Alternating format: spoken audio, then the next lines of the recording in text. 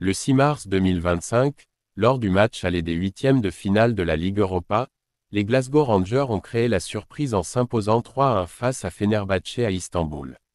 Cette victoire met fin à une série de 18 matchs sans défaite pour l'équipe turque dirigée par José Mourinho. Les Rangers ont ouvert le score grâce à Cyriel Dessers, profitant d'une erreur défensive pour contourner le gardien Irfan Can Egribaya et marquer. Fenerbahçe a égalisé par l'intermédiaire d'Alexander Djiku, qui a repris un corner de Sebastian Szymanski. Cependant, Václav Černý a redonné l'avantage aux Écossais avant la mi-temps, concluant une belle action collective initiée par Dessers. Malgré 2 buts refusés pour hors-jeu, Dessers a continué de peser sur la défense turque, et Černý a scellé la victoire en fin de match sur contre-attaque. José Mourinho a reconnu la supériorité des Rangers, qualifiant la performance de son équipe de « mauvais ».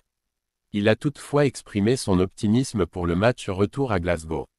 Le match retour est prévu le 13 mars 2025 à Ibrox Stadium. Les Rangers, forts de leur avantage, chercheront à confirmer leur qualification pour les quarts de finale.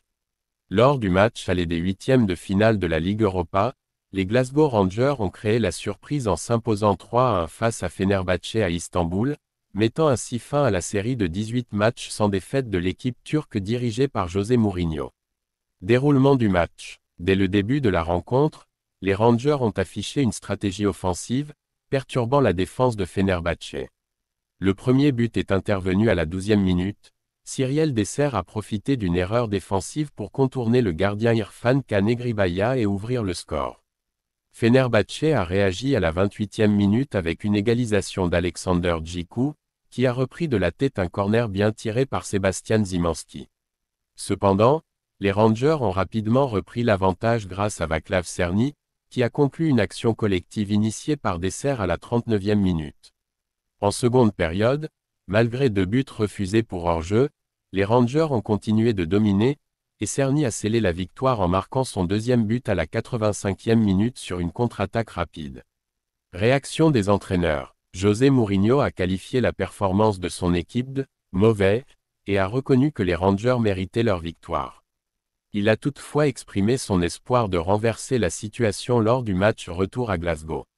De son côté, l'entraîneur intérimaire des Rangers, Barry Ferguson, a été salué pour sa stratégie audacieuse et efficace, renforçant ainsi sa candidature pour le poste permanent.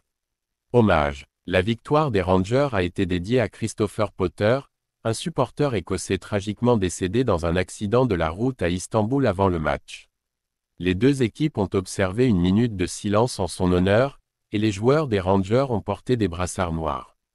Le 6 mars 2025, lors du match aller des huitièmes de finale de la Ligue Europa, les Glasgow Rangers ont battu Fenerbahçe 3-1 à Istanbul.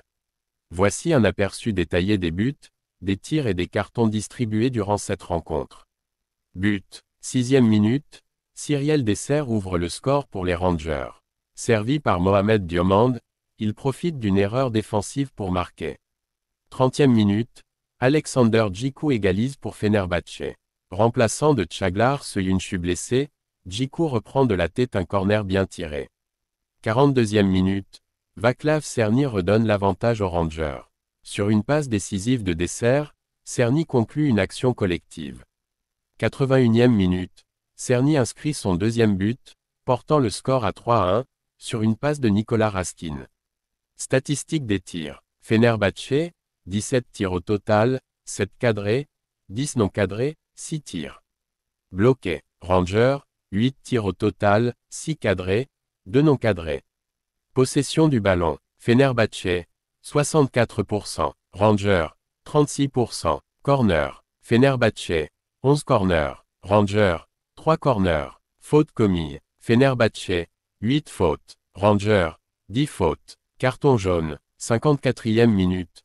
John Souttar, Rangers, reçoit un carton jaune. 67e minute.